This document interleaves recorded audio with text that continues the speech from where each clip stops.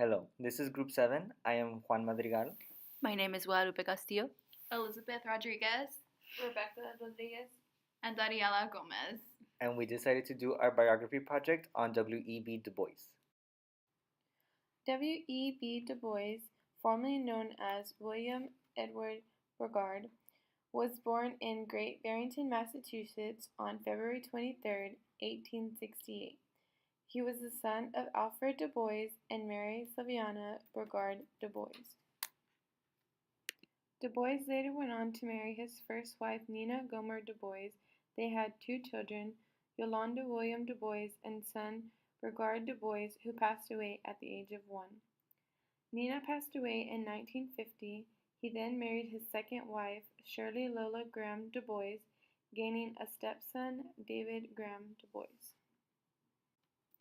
Shirley worked as a playwright.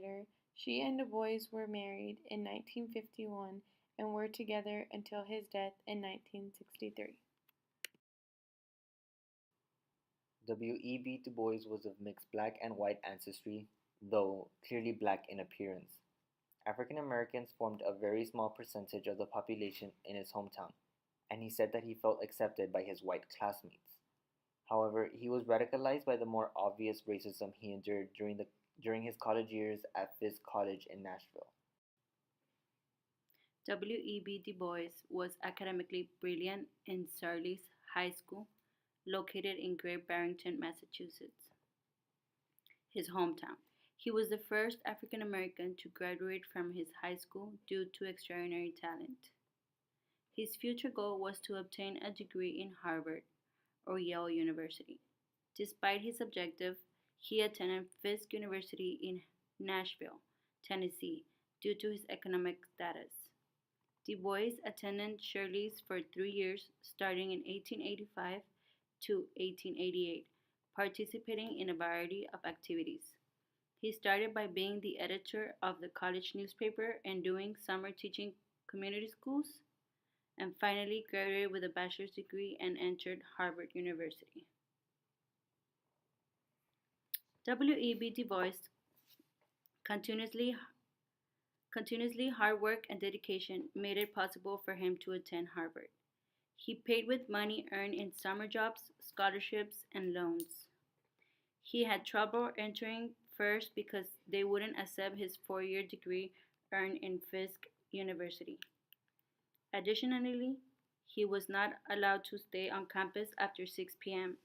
Despite all his troubles, Du Bois completed his master's degree and received a fellowship from the Education of Freemen to attend the University of Berlin to accomplish graduate work. He traveled throughout Europe and studied together with important social scientists such as Otto Wagner, Gustav V. Schumacher, and many more. When coming back from Europe, Du Bois completed his education, graduate studies in 1895. He was the first African American to earn a PhD degree from Harvard University. Du Bois later enrolled as a doctoral degree student at Friedrich Wilhelm University, located in Bonn, Germany, where he was awarded with an honorary doctorate degree years later in 1958. Following the earning of his PhD, Du Bois' career skyrocketed. He went on to pursue an academic career that was filled with a number of accomplishments. He was a social scientist, political activist, author, editor, and an admired instructor and professor at places like the University of Pennsylvania and Atlanta University.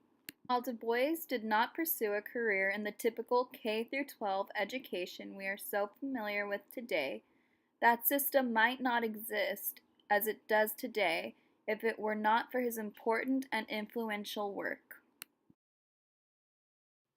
W.E.B. Du Bois first came to national attention when he criticized prominent black leader Booker T. Washington for an 1895 speech in Atlanta in which Washington urged blacks to accept their subservient place in American society and improve their lot through study and hard work. In 1905, Du Bois and William Charter founded the Niagara Movement, in which he served as the General Secretary. The Niagara Movement was an African American protest group created by scholars and professionals. The Niagara movement tried to emphasize issues such as legal change, crime, economics, religion, health, and education. It was one of the most powerful movements because of its strong demand for equal rights. It had some problems, however, because W.E.B. Du Bois supported the involvement of women in the Niagara movement, which Trotter did not agree to. In 1909, Du Bois was one of the ones who founded the NAACP, which stands for the National Association for the Advancement of Colored People. It was founded because many believed that nonviolent protests and legal actions were one of the best ways to ensure equal rights for all Americans. From 1910 to 1934, Du Bois served as a director of publicity and research, a member of the board of directors, and he also edited The Crisis, which is one of the most widely read and influential periodicals about race and social injustice in U.S. history. In 1934, Du Bois resigned from the NAACP board and from The Crisis magazine because of his new advocacy of an African American nationalist strategy. However, he returned to the NAACP as Director of Special Research from 1944 to 1948. Du Bois wrote 22 books and 5 novels and even helped establish 4 academic journals. Some of his most well-known works are The Philadelphia Negro, The Souls of Black Folk, John Brown, and Black Reconstruction. As an important member of NAACP and the editor of its journal, Du Bois played an influential role in opposing racism. He waged a war against lynching, writing several pieces against the practice.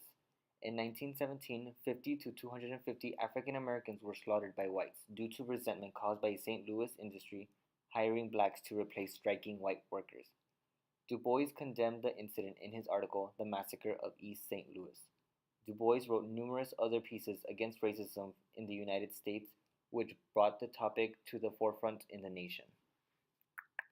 Clearly, Du Bois was a well-educated man. He believed that education was the primary avenue for not only social advancement, but for human advancement. He believed that if an oppressed person were to rise from oppression, it would take a movement effort made up of many. In many ways, it is his biography that most impacted education. Du Bois was a unique trendsetter, unwilling to accept the social situation of African Americans in later times. William Edward Burgard Du Bois was one of the most influential thinkers and activists of the 19th and 20th century. He was a champion for civil rights, a renowned scholar, and an extraordinary educator. Thank you for your time. This video was made by Guadalupe Castillo, Dariela Gomez, Juan Madrigal, Rebecca Rodriguez, and Elizabeth Rodriguez.